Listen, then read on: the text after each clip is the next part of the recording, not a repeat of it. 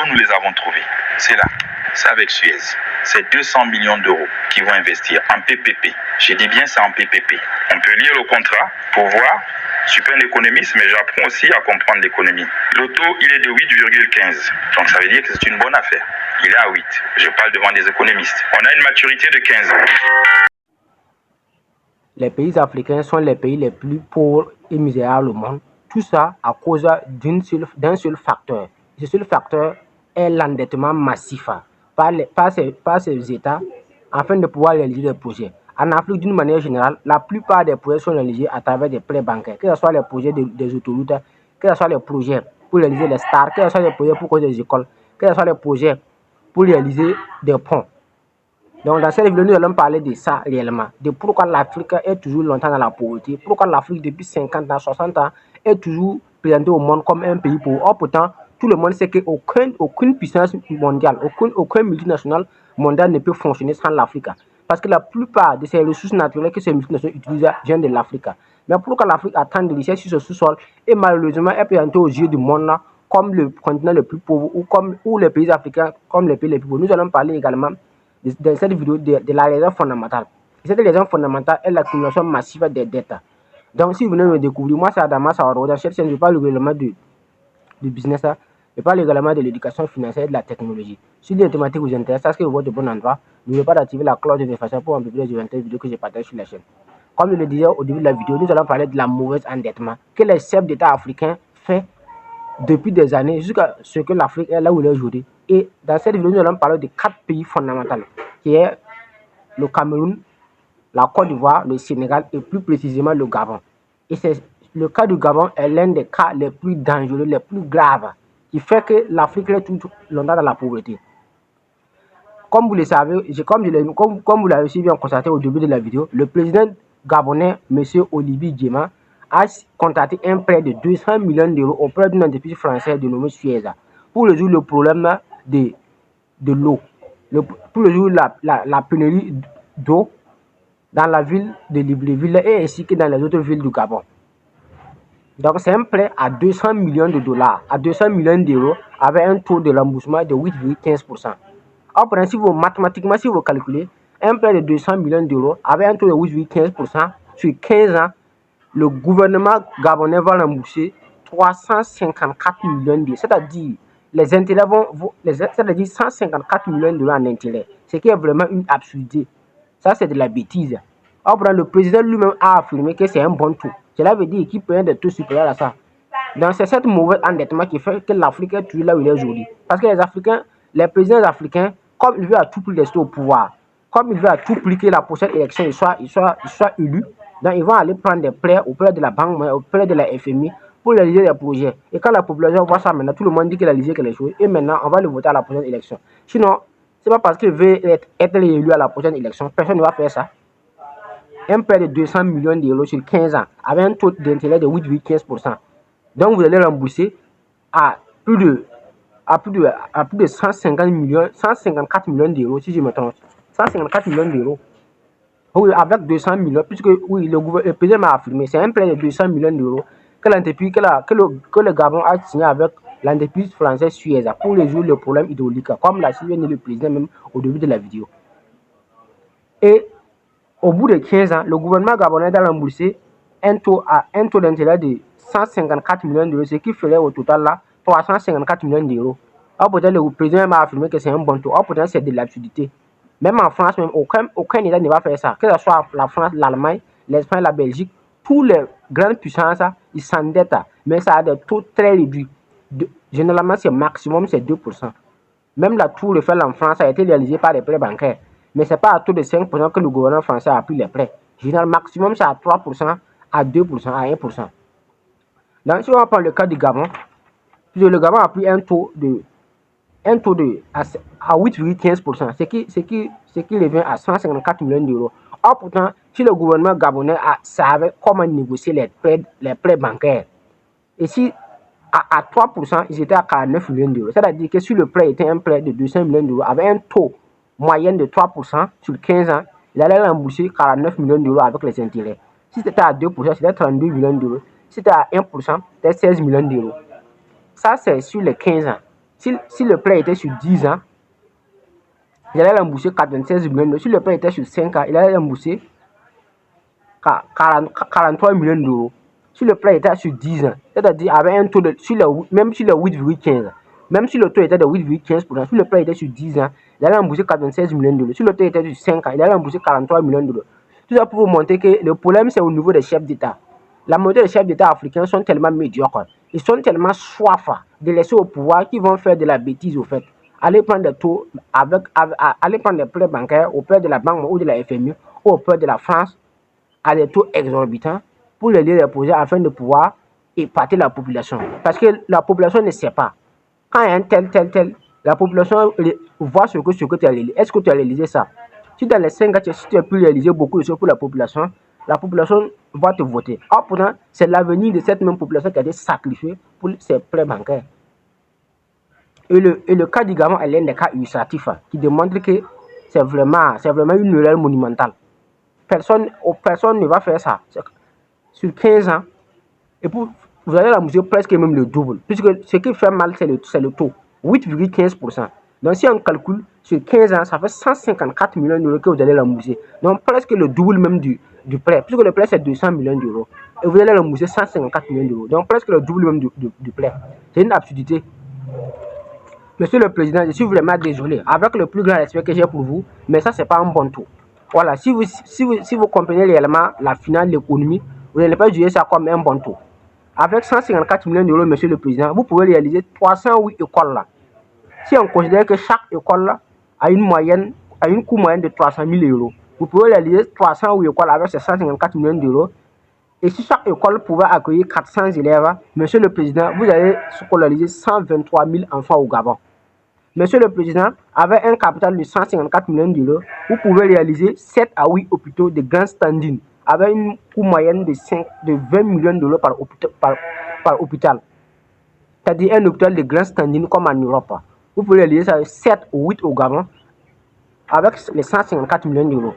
Monsieur le Président, avec ces mêmes 154 millions d'euros, vous pouvez construire plus de 10 000 forages, ce qui aurait servi plus de 5 millions de personnes au Gabon.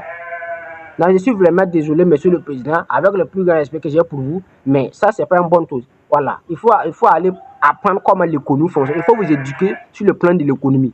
Voilà, on ne vient pas prendre la tête d'un État et puis on ne connaît pas comment fonctionne l'économie. C'est ce qui se passe dans plusieurs des États africains, ce qui se passe. Même au Sénégal, on va arriver bientôt sur le cas du Sénégal. On va aller sur le cas du Gabon d'abord, ensuite on va aller sur le cas du Sénégal. Donc, je suis vraiment désolé, mais Monsieur le Président, un prêt de 200 millions d'euros avec un taux de 8,15% sur 15 ans, c'est de l'absurdité. Voilà, personne ne va faire ça. Si vous faites ça, vous sacrifiez l'avenir de vos citoyens. Si je prends l'exemple du Burkina Faso, qui est dirigé actuellement par le camarade président du MPCR et du Faso, le capitaine Ibrahim Traoré. Le capitaine Traoré a dit que quoi? Qu'ils sont venus pouvoir trouver un projet d'autoroute Ouagadougou. Ouagadougou, c'est la capitale politique du Burkina Faso et Bobo Dioulasso est la capitale économique. Et la distance entre Ouagadougou et Bobo Dioulasso est de 332 km. Donc, ils sont venus trouver un projet d'autoroute de 332 km dont le gouvernement devrait emprunter 1032 milliards pour aller sur ce projet. Et d'ailleurs, même, ce n'est pas un bon autoroute, puisque c'était un autoroute de 2 voies, 2 voies. C'est un autoroute de 2 voies, 2 voies. C'est ce que le capitaine a dit. Le capitaine lui-même a dit ça lors d'une interview. Donc, une autoroute de 2 voies, 2 voies, où on devrait emprunter 1032 milliards. C'est-à-dire 1 milliard 587 millions d'euros pour réaliser le projet. Sur combien d'ans? Imagine sur 20 ans. Imagine si c'était sur 20 ans que le gouverneur burkinabé avait emprunté ce prêt. Et c'est comme on a sacrifié l'avenir de toute une génération. Et d'ailleurs, c'est ce que le capitaine a affirmé. Que prendre ce genre de prêt pour réaliser ce genre de projet, c'est comme sacrifier l'avenir de vos citoyens. Mais les chefs d'État sont prêts à le faire. Pourquoi? Parce que s'il arrive à réaliser l'autoroute, la population va voir qu'il y a quelque chose qui s'est réalisé. Donc, on va le voter encore. Or, pourtant, ce n'est pas ça. Quels sont les modèles du contrat? À quel taux vous avez eu ce prêt? Parce que le plus important n'est pas de réaliser le projet, mais les taux que vous avez négociés lors du contrat, lors de l'octroyation du prêt bancaire. Donc ça, c'est un exemple du cas ici. Donc le président du Faso, le capitaine Traoré, a catégoriquement refusé de prendre aucun prêt pour réaliser un projet au Burkina Faso. Tout ça pour ne pas sacrifier l'avenir de ceux qui vont venir après. Parce que aussi, c'est à cause de cette stratégie que les pays africains sont dans la pauvreté depuis longtemps. Les prêts bancaires. À chaque fois, on peut prendre des prêts bancaires pour réaliser des projets, construire des routes, construire des écoles, réaliser des stades, construire des ponts. Et voilà, depuis 5 ans, dans l'Afrique est dans la pauvreté. C'est ça, c'est à cause des dettes, au fait. Et les sessions de mauvaises, puisque les chefs d'État ne savent pas négocier des prêts bancaires. Voilà, et le cas du Gabon est l'un des cas illustratifs. Le président gabonais ne sait pas comment négocier un prêt bancaire, sinon il n'allait pas faire ça. C'est une erreur monumentale. Donc, même chose qu'avec le cas du Sénégal. Le Sénégal aussi, récemment, c'est Dakar, Diomnadio. Voilà, la ville de Dakar et la ville de Diomnadio, il y a un terre, ceux qui connaissent ça, on peut dire métro seulement. On peut dire métro seulement qui relie Dakar et Diomnadio. C'est un projet de 1,3 milliard d'euros. Voilà. Mais est-ce que les populations sénégalaises savent que c'est un prêt de 1,3 milliard d'euros? Ils ne savent pas. Ça à quel taux? Et en combien de temps? C'est ça. C'est ça le problème. Un prêt de 1,3 milliard d'euros sur combien de temps et à quel taux? Si c'est la même bêtise que ce que le président gabonais a fait sur 15 ans avec un taux de 15%, je suis désolé, mais les Sénégalais sont morts. Voilà ce que ça veut dire. Mais les Macky Sall, c'était sur le règne de Macky Sall. Donc il fallait réaliser ça afin de prouver aux populations que je fais bien mon travail, afin de pouvoir être élu encore. Donc voilà la cause majeure de pourquoi l'Afrique, depuis des décennies, n'arrive pas à décoller. Les plaies, les Africains parlent être endettés de façon idiote et de façon médiocre pour réaliser des projets qui ne servent pas au fait. Et on continue encore. Il y a également le cas du Sénégal également, un prêt de 1,3 milliard d'euros pour réaliser une autoroute Dakar-Diomniadio. Il y a également le cas. Il y a également au Cameroun. On a le barrage de Natenga au Cameroun, un budget 1 milliard d'euros à taux de 4 à 5%. 1 milliard d'euros pour réaliser un projet. À un taux de 4 à 5%. C'est sur combien de temps? C'est sur 15 ans ou sur 20 ans? Il y a un problème. Donc, on va se rendre compte que d'ici même que le projet va finir, même, le gouvernement va rembourser presque 1,5 milliard, c'est-à-dire presque 50% ou 60% de la somme. Troisième point d'Abidjan, 1 milliard d'euros, entre 5 et 6%. Voilà, on dit que la Côte d'Ivoire c'est un pays développé, c'est un pays quoi, c'est un pays quoi. Tout la Côte d'Ivoire sont des prêts bancaires. Tout la Côte d'Ivoire, les Ouattara, puisque lui, ce que la population veut savoir, c'est qu'est-ce que tu as réalisé lors de tes mandats. Donc, ils vont tout prix pour aller prendre des prêts bancaires, même si c'est des taux exorbitants. Voilà, même si c'est des taux qui sont très élevés, ils vont le faire pour pouvoir prendre le crédit seulement afin de pouvoir réaliser le projet, pour pouvoir intimider la population. Donc, voilà l'une des causes majeures qui fait que l'Afrique reste toujours longtemps dans la pauvreté. Donc, il est temps que les États africains réfléchissent au fait. Il est temps que les États africains aient l'amour de leur peuple dans leur cœur. C'est ce que le capitaine Traoré a affirmé. Que je peux dire qu'ils ont l'amour de leur peuple dans leur cœur. Sinon, personne ne va faire ça pour sacrifier l'avenir de son peuple. Aller prendre des prêts à la banque ou au FMI à des taux de 6%, 7%, 8%. Souvent même, ça peut atteindre 10%, 11%, 12%. Mais les chefs africains sont prêts à le faire pour pouvoir aider des projets, afin de pouvoir intimider la population, pour être élus. Donc désormais, quand un projet est en train d'être dans votre pays, il faut demander c'est à travers un prêt bancaire ou pas. Si c'est vrai, c'est à combien de taux pour cent qu'on a réalisé le projet. Donc tout ça pour vous montrer que les dettes, c'est l'une des choses qui fait que les États africains sont toujours pendant dans la pauvreté. Parce que tu ne peux pas passer ton temps à t'endetter et vouloir s'en sortir, ça ne fonctionne pas. La plupart des pays qui sont développés n'ont jamais pris de dette au fait. La plupart. La Chine est l'un des cas. La Chine s'est développée sans dette. Quel État a emprunté la Chine? Même la Chine a refusé catégoriquement de l'aide aux États-Unis. Voilà, l'aide américaine qui venait en Chine. À un certain moment, sous le règne de Mao, on a interdit tous les aides qui venaient des États-Unis et dans les 4 coins du monde. Parce que les Chinois ont compris que depuis l'histoire du monde, il n'y a aucun pays qui s'est levé pour aller développer un autre pays. Donc c'est vous qui devez développer le pays. C'est vous qui devez prendre votre destin en main. C'est ce que le pays de l'AES sont en train de faire avec le Burkina Faso, le Mali, le Niger. Donc, ça ne sert à rien de vouloir prendre des prêts à des taux exorbitants en disant que c'est un bon taux. Je suis désolé, monsieur le président, mais ça, c'est pas un bon taux. 200 millions d'euros à 8, 15, parce que 15 ans. Et puis, vous remboursez 154 millions d'euros. Or, avec les mêmes 154 millions d'euros, vous pouvez réaliser plus de 10 000 forages dans le pays pour servir plus de 5 millions de personnes. Donc, voilà ce que je voulais dire concernant l'une des causes majeures de l'état de l'Afrique au vu du monde. Ce sont les mauvais endettements, au fait. Voilà, la dette, c'est l'une des choses qui fait que l'Afrique est tout dans la pauvreté. Et le camarade président du CNR et du FASO, le capitaine Thomas Sankara, a parlé de la dette à l'époque.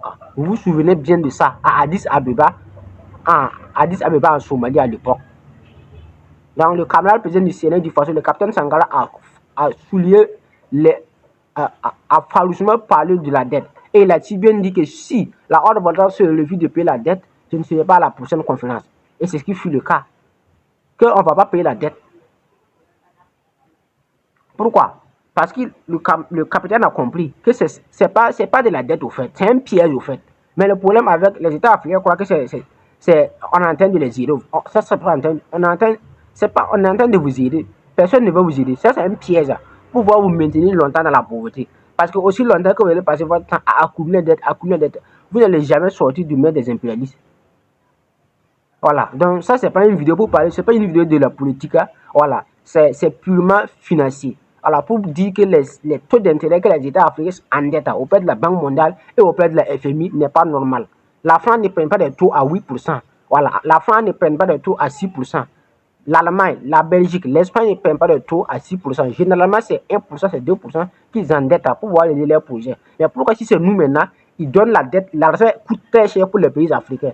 Or, pour eux, ce n'est pas la même chose avec les pays européens ni les pays américains. Donc, à un instant, il faut que ça s'arrête.